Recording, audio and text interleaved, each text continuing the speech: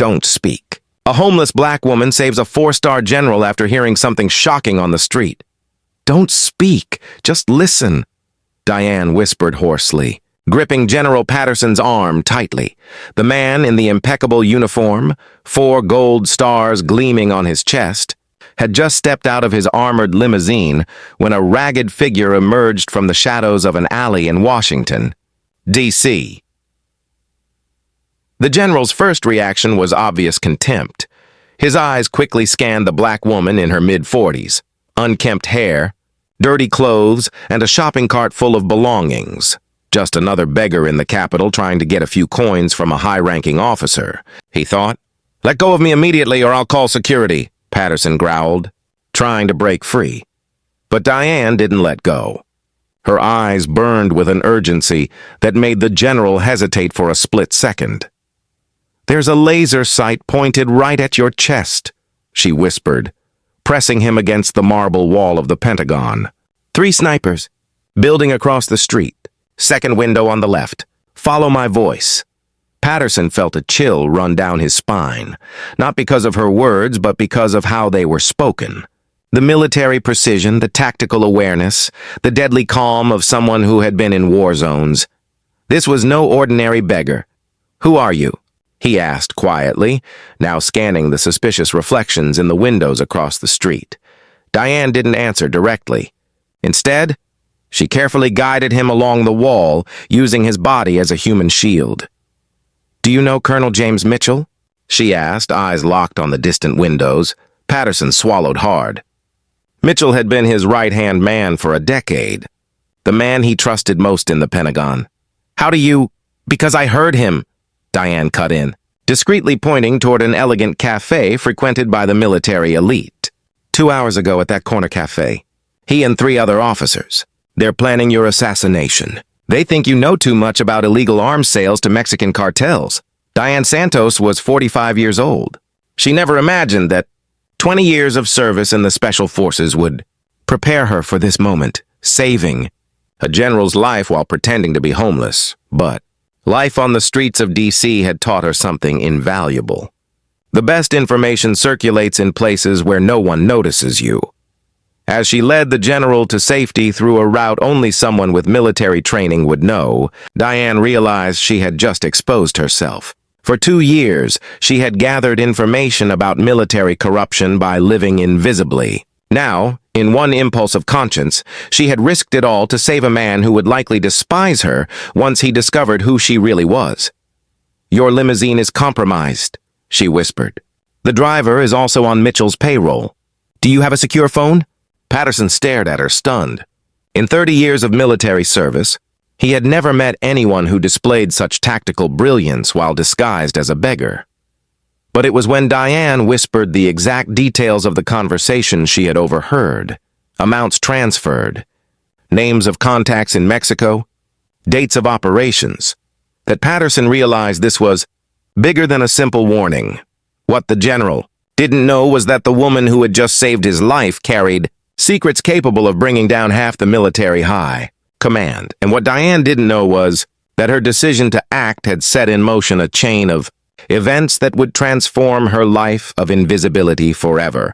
As they slipped through the shadows toward a safe exit, one question lingered in the air. Why was a highly trained woman pretending to be homeless on the streets of the American capital for 2 years? 20 minutes later, in the Pentagon security bunker, General Patterson studied Diane with an expression that shifted between fascination and distrust. The woman who had saved his life remained calm, ignoring the stares of security agents, Colonel James Mitchell, Major Robert Hayes, Captain Linda Torres, Lieutenant Colonel Franklin Moore, she recited from memory, without notes. They meet every Thursday at 2:30 p.m. at Cafe Alexandria. Corner table. Always the same one. Patterson's stomach churned. These were his most trusted officers, people he had shared classified information with for years. "How do you know this?" Diane gave a bitter smile. "Because for 2 years, I was the invisible shadow they stepped over as they left the cafe. Black, dirty, homeless, perfect to ignore while they discussed million-dollar wire transfers to Panama." The general leaned forward. "Who are you really?" Major Diane Santos, Special Forces. Retired on disability 3 years ago, she replied curtly. Officially, I had a nervous breakdown after a failed mission in Afghanistan. Unofficially, I discovered that my own unit was selling American weapons to terrorist groups. And when I tried to report it, her eyes hardened. Let's just say accidents happen in war zones, especially to people who ask inconvenient questions. Patterson swallowed hard. Are you telling me you faked mental incapacity to investigate military corruption? I didn't fake anything, Diane corrected coldly. I did have a breakdown. Finding out people you trusted were profiting from the deaths of American soldiers tends to mess with your head. The difference is, during my recovery I realized that being invisible has its advantages. At that moment, an assistant rushed in. General, we have a problem. Colonel Mitchell is requesting an urgent meeting. He says there is a security threat related to you. Diane and Patterson exchanged a meaningful glance. What kind of threat? The general asked. A mentally unstable woman approached you earlier. She's a former military officer with a history of psychotic episodes. The colonel is concerned she may have spread false information to cause panic. Patterson's blood boiled. Mitchell wasn't just trying to kill him. He was already laying the groundwork to discredit anything Diane might reveal. The move was brilliant and despicable at the same time. That son of a... he began, but Diane cut him off. Calm down. Let him come. In fact, it's exactly what we need. Her tone was icy, calculating. You see, General, during 2 years of gathering information on the streets, I learned the best way to catch rats is to let them feel safe in their burrows. She stood and walked toward the bulletproof window. Mitchell will try to paint me as insane. He'll say I'm dangerous, that my military record is questionable, that nothing I say can be trusted. And how do you plan to prove he's lying? Patterson asked. Diane pulled a small digital recording device from her pocket, a high-tech military model, not something a typical homeless person would possess. Because for 2 years, I recorded every conversation, photographed every document they dropped, mapped every meeting. She turned to the general, her face etched with both pain and iron determination. You know what's funny? They literally threw classified papers into street trash, assuming no bum would be smart enough to recognize their importance. Racism and arrogance, General, they're a dangerous combination. The assistant reappeared. Sir Colonel Mitchell has arrived. He brought 2 military doctors and a representative from the psychological department. Patterson smiled for the first time since the crisis began. How convenient. Tell the colonel I'm eager to hear him out. Diane slipped the recorder back into her pocket and discreetly moved into a corner of the room. She hunched over, her eyes vacant, her posture slack. The transformation into someone appearing mentally unstable was instantaneous and frighteningly convincing. One thing. General, she whispered before Mitchell entered. What? Justice. For the soldiers who died because these vermin sold defective equipment. For the families who never knew the truth. For every person like me who tried to do the right thing and was destroyed by the system. The door opened. Colonel James Mitchell entered with the confidence of a man who believed he held all the cards. Tall, imposing, impeccably uniformed, he wore a smile that never reached his eyes. General Patterson, what a relief to see you safe. When we heard about the incident with Major Santos... He paused dramatically, glancing at Diane with calculated pity. Well, we feared the worst. What Mitchell didn't know was that every word out of his mouth was being recorded, and that the crazy woman in the corner had spent the last 2 years meticulously documenting every move of the operation he was leading. Diane kept her head low, but her eyes sparkled with a satisfaction few could recognize. After years of pretending to be invisible, the time had finally come to become unforgettable. General Patterson listened with growing disgust, realizing how deeply he had been manipulated by a man he had considered a brother in arms. As Mitchell continued his carefully rehearsed narrative about Diane's supposed mental instability, a single question echoed in the minds of everyone present. What happens when the predator realizes he has been lured into the perfect trap by someone he considered helpless prey? The answer would soon redraw the Pentagon's power map, and Mitchell had no idea he had just signed his own death warrant. Major Santos, it's good to see you again, Mitchell said in a honeyed voice, feigning compassion. I know you've had a difficult time since the incident in Afghanistan. Diane swayed slightly as if hearing voices, a performance she had perfected on the streets. Mitchell took the bait completely. General, as you can see, Major Santos suffered a severe breakdown after a failed mission. She lost 8 men because of an impulsive decision she made. Since then, she has developed persecutory paranoia and conspiratorial tendencies. Dr. Harrison, the military psychiatrist Mitchell had brought, nodded gravely. I've treated similar cases. Traumatized veterans often create elaborate fantasies where they're misunderstood heroes fighting imaginary conspiracies. Patterson studied Mitchell carefully. The man he had trusted for 10 years spoke with a contempt that bordered on sadism. Every word only deepened the general's suspicions. How did you learn about today's incident so quickly, Colonel? Patterson interrupted. Mitchell hesitated for a fraction of a second, long enough for Diane to notice and file away mentally. Well, I have contacts in building security. When they learned that an unstable ex-military woman had approached you— Interesting, murmured Patterson. Because standard protocol would be to inform me first, not my subordinate. The psychiatrist cleared his throat uneasily. General, perhaps we should focus on Major Santos.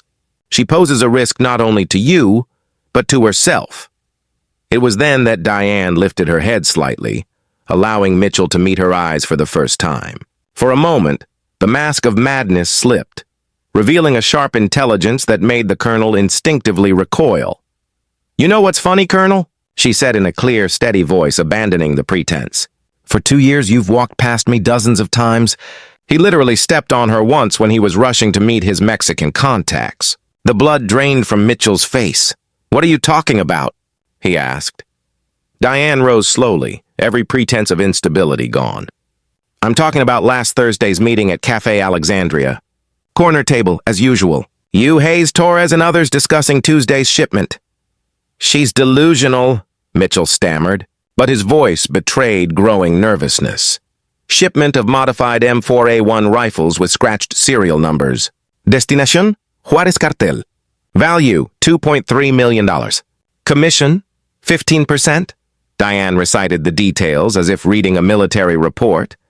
The psychiatrist looked around at those present, confused.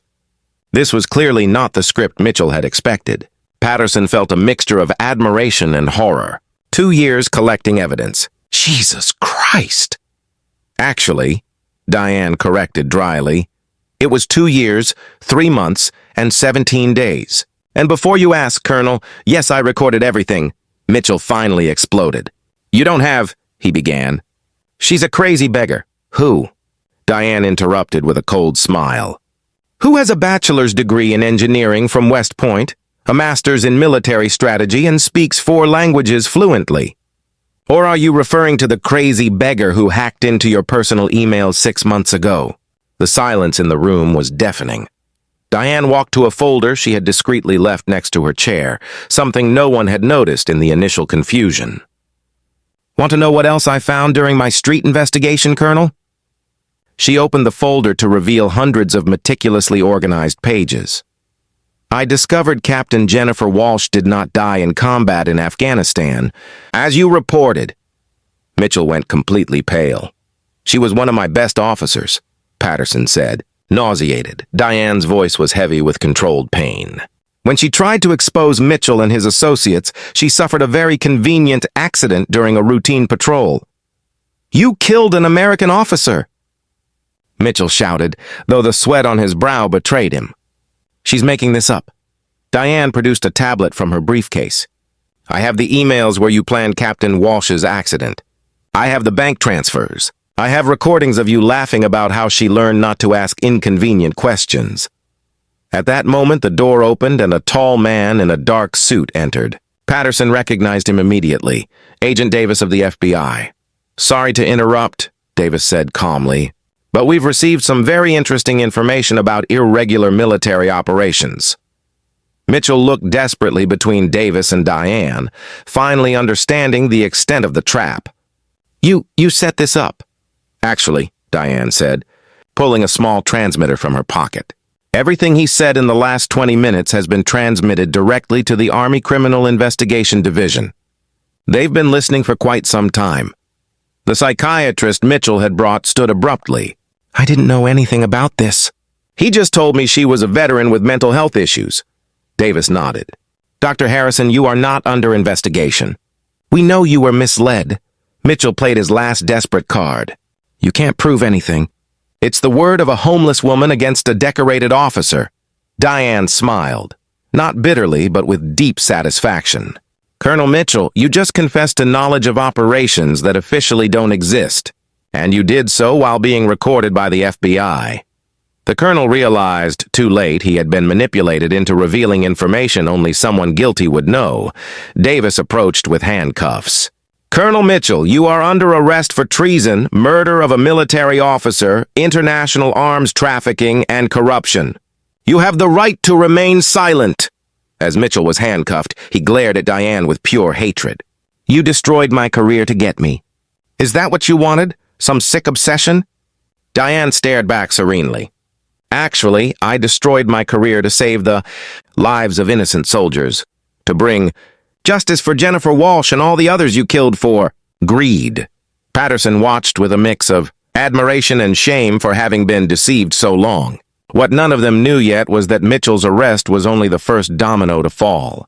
During her 2 years on the streets, Diane had mapped a network of corruption that extended to the highest echelons of the Pentagon. As Mitchell was led away in cuffs, one question echoed through the room. If a woman pretending to be invisible could dismantle such a complex operation, what other secrets were waiting to be uncovered in the shadows of Washington? Diane's chess game was only beginning. Mitchell had just realized he had never been the player. He had always been a pawn, moved by someone infinitely more intelligent than he. 3 hours after Mitchell's arrest, General Patterson's phone wouldn't stop ringing. The first call came from the Secretary of Defense. The second from the White House. The third from an investigative journalist who somehow already had details about the operation. How the hell did the press find out so quickly? Patterson asked Agent Davis, who remained in the room watching Diane meticulously organize her evidence. Diane looked up, smiling with a mix of satisfaction and exhaustion. Because during 2 years of gathering information, I didn't just build a case against Mitchell, I built a network. She opened another laptop, high-tech military equipment that definitely didn't belong to a homeless person. Do you know the journalist Marcus Thompson from the Washington Herald? He's been investigating military corruption for 5 years. I've been feeding him carefully selected information for months. During these 2 years of pretending to be invisible, I mapped out a network of corruption, illegal arms sales, overpriced contracts, and shell companies. The phone rang again. Patterson answered it, and his expression shifted to growing horror. I see. Yes, I'll be there in an hour. He hung up and looked at Diane. Colonel Hayes has just been arrested at his home. Captain Torres was detained at the airport trying to flee to Mexico. And Lieutenant Colonel Moore? Suicide? Diane asked calmly. Patterson stared at her. How did you know? Because I analyzed her psychological profile during 2 years of observation. Moore was always the most emotionally fragile. Once he realized there was no way out, that was the most likely reaction. Davis approached, visibly impressed. Despite the seriousness of the situation, Major Santos, in 20 years with the FBI, I've never seen such a meticulous intelligence operation conducted by a single person. Diane closed her laptop and leaned back in her chair. It wasn't just me. I had help. What kind of help? Just then, the door opened and a woman in her 50s entered. Her gray hair was impeccably styled, and she carried herself with the poise of someone long accustomed to power. Patterson recognized her immediately. Senator Elizabeth Warren Morrison, she introduced herself, extending her hand to the general. Chair of the Senate Armed Services Committee. The general paled. Senator, I didn't know you were involved in this investigation. Because officially I'm not, she replied curtly. Unofficially, I've been working with Major Santos for the past 18 months. For the first time since the operation began, Diane smiled. General, meet my secret ally, the person who provided resources, equipment, and legal cover for this investigation. Morrison sat down elegantly. You know, General, it's interesting how people underestimate intelligent women. One pretends to be a black homeless veteran, the other a troublesome feminist politician. Yet here we are. Patterson felt the ground disappear beneath his feet. You planned all this. Not all of it, Diane corrected.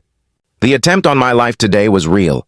Mitchell truly wanted me dead for asking inconvenient questions about the arms contracts. But once I realized he would accelerate his plan after becoming suspicious, I turned it into an opportunity. Davis's phone rang. He answered, muttered a few words, and hung up with a grim expression. Major Santos, Mitchell's lawyer is claiming all of this evidence was obtained illegally. He says you had no authority to conduct surveillance. Morrison laughed, a cold, dangerous sound. Interesting. Because technically, during the entire investigation, Major Santos was working under my authority as an unofficial special advisor to the Senate committee. She pulled a document from her briefcase. Here is the retroactive authorization, signed by me and validated by the Attorney General's office last night. Everything is completely legal. Davis examined the papers with growing admiration. That's extraordinary. It's necessary, Morrison corrected coldly. For years, men like Mitchell have exploited legal loopholes and institutional privileges to escape justice. Sometimes, you have to use the same tools against them. At that moment, an assistant rushed in. General, the Pentagon press room is packed. Reporters are asking about a cleanup operation involving multiple high-ranking officers. Patterson looked desperately at Diane and Morrison. What do I tell them? Morrison stood with the authority of someone who had run campaigns for decades. Tell them the truth, that the U.S. Army does not tolerate corruption, regardless of rank. Tell them justice has been served. Another phone rang, this time Diane's personal cell. She glanced at the screen, and for the first time in days, her face lit up. Hello, Jennifer. Patterson froze. Jennifer? You said Captain Jennifer Walsh was dead. Diane covered the phone and whispered, Captain Jennifer Walsh is very much alive. She's been under special protection for 3 years after we faked her death to keep her safe while we gathered evidence. The call continued for several minutes while Diane scribbled quick notes. When she hung up, her smile was genuine. Jennifer just confirmed that all the international co-conspirators were arrested simultaneously in a coordinated operation between the FBI, CIA, and Interpol. The entire network has been dismantled. Davis shook his head in admiration. You orchestrated an international operation while one of you pretended to be homeless and the other pretended to be a senator worried only about domestic issues. Actually, Morrison said with a predatory smile, I really am a senator worried about domestic issues. It just so happens that domestic issues include traders selling American weapons to Mexican cartels. The assistant returned, looking even more alarmed. General, we just received word that Colonel Mitchell has suffered a nervous breakdown in prison. He's screaming that he was betrayed by a crazy beggar and demanding to see a psychiatrist. Diane rose slowly and walked to the window overlooking the Pentagon courtyard. For 2 years, she had watched that same courtyard from the shadows, always unseen. You know what's most ironic, General? She said without turning. All this time, Mitchell walked past me hundreds of times. He literally stepped on me once, rushing to meet his Mexican contacts. To him, I was less than nothing, just another disposable obstacle in his privileged life. She turned, her eyes shining with a satisfaction that went far beyond revenge. Today, when they dragged him away in handcuffs, he looked at me with pure hatred and asked how I managed to destroy his career. Do you know what I told him? Patterson shook his head. I told him that he had destroyed his own career the moment he decided some lives were worth more than others. All I did was make the consequences of his choices visible. Morrison looked at Diane with genuine respect. During my political career, I've met many courageous people, but never anyone who sacrificed as much for justice as you have. I didn't sacrifice anything, Diane corrected gently. I invested, and today I'm reaping the rewards. Patterson's phone rang one last time. His expression changed completely as he listened to the voice on the other end. It's the president, he announced after hanging up. He wants to meet with Major Santos in person tomorrow. Apparently, this operation prevented an international scandal that could have destabilized military alliances across the hemisphere. Diane nodded calmly, as if receiving presidential invitations were routine. As the final details of the operation were organized around her, one question remained in the air. If a woman pretending to be invisible managed to dismantle an international conspiracy and safeguard the integrity of the U.S. Armed Forces, what other unlikely heroes might be hiding in the shadows of our society? Waiting for the right moment to turn injustice into triumph, Morrison looked out the window at the courtyard where Diane had once spent countless days pretending to be forgotten by society and murmured, "Sometimes, the angels of justice come disguised as people the world insists on not seeing." 6 months later, Diane Santos walked the halls of the Pentagon in an impeccable uniform, bearing the insignia of Lieutenant Colonel, a special promotion approved directly by the President. Her new role as Director of Military Integrity gave her sweeping authority over corruption investigations throughout the system. Mitchell, Hayes, and Torres were serving life sentences without parole. The scandal had spread internationally, leading to the arrest of dozens of Mexican contacts and the seizure of millions of dollars in illegal weapons. The entire network had collapsed. During the trial, Mitchell had attempted a last-ditch effort, claiming temporary insanity caused by persecution by an obsessive beggar. The judge responded coldly, "Colonel, the only thing obsessive here was your greed." The psychiatrist Mitchell had once brought in to discredit Diane instead became one of the prosecution's key witnesses, testifying how he had been manipulated into participating in a sham. "I have never felt so professionally ashamed," he admitted in court. Patterson, now a 5-star general, often consulted Diane on sensitive operations. At a public ceremony, he declared, "You saved more than my life. You saved the integrity of an entire institution." Senator Morrison continued to work alongside Diane, uncovering networks of corruption that extended far beyond the military. Together, they had become a nightmare for anyone tempted to profit from betrayal. Jennifer Walsh, now officially reinstated, worked at Diane's side, coordinating internal intelligence operations. 3 years of pretending to be dead were worth it when I saw Mitchell convicted, she confided. The case inspired sweeping reforms across the armed forces, new transparency protocols, anonymous reporting channels, and cross-checking systems that made it virtually impossible to replicate Mitchell's scheme. Diane's office overlooked the same Pentagon courtyard where she had once sat for 2 years, invisible to everyone.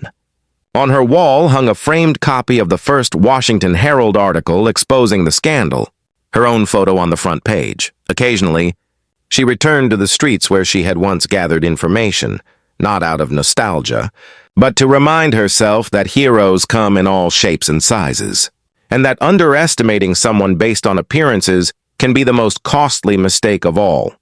During a televised interview, a reporter asked, "Lieutenant Colonel Santos, what would you say to people who feel invisible or despised by society?" Diane smiled, the smile of someone who had turned invisibility into her greatest weapon.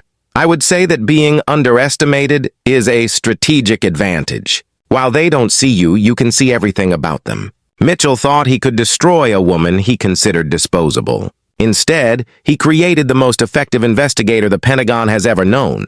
His arrogance was his complete downfall. The lesson was clear. Never judge someone's worth by their circumstances. The person you despise today may be the very one who holds your destiny tomorrow.